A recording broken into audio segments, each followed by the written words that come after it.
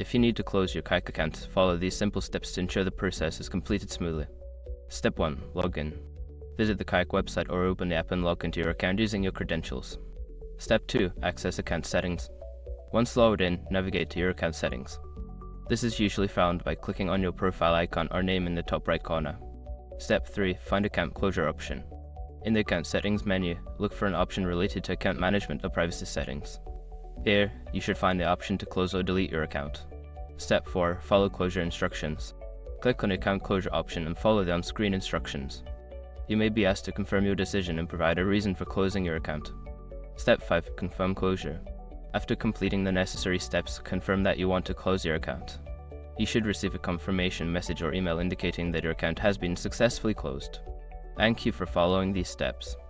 If you have any further questions or need assistance, feel free to reach out to Kayak's customer support.